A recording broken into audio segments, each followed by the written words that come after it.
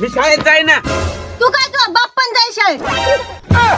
माझं काय शाळेत जायचं वय काय? शाळेत जायचं नाही, मरायचं वय आहे तुमचं. अरे बाप रे, तुला पैदा करूनच गलती केली मी. तुम्ही गलती नाही केली पैदा करून, मीच गलतीनं पैदा झालो. शाळा शिकायला मी नाही जाणार शाळा शिकायला. का जाणार नाही शाळेत शिकायला तू? काय फायदा आहे शाळेत जाऊन, मॅडम थोडासा पण भाव देत नाही. अरे बाळा, तुझं वय झालं का अजून? पप्पा वयाची गोष्ट करू नका, तुम्ही फक्त लग्न करून द्या, मग बघा 2 महिन्यामध्ये नातूला खेळवसाल तुम्ही. काय माहिती आला पण काय खाऊन पैदा केली तुला? शिळ्या भाकरी खाऊन पैदा केलंय मला. बघा पप्पा, माझ्या दिमागचा भाजीपाला करू नका. मला पटकन 500 रुपये द्या, 26 जानेवारीची तयारी करायची.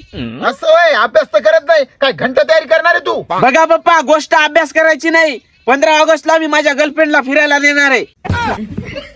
बाळा आता तू लहान आहेस, असं नाही केलं तर तुझ्यासाठी खूप चांगलं राहील. आई मी लहान नाही, आता माझं लग्न करून द्या. 1 वर्षानं माझे लहान लहान लेकरं राहील.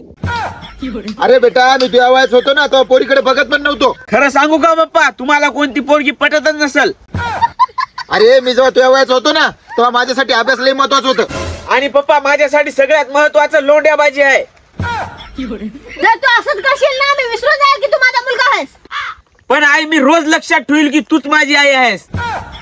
अरे बाळा, असं करू नको, नाही तर गावातले लोक काय म्हणतील की श्रीकांतचा मुलगा बिघडलाय. अहो पप्पा, तुम्ही मला एक गोष्ट सांगा, मला पैदा तुम्ही केलंय की गावाल्यांनी केलंय? अरे मीच पैदा केलंय.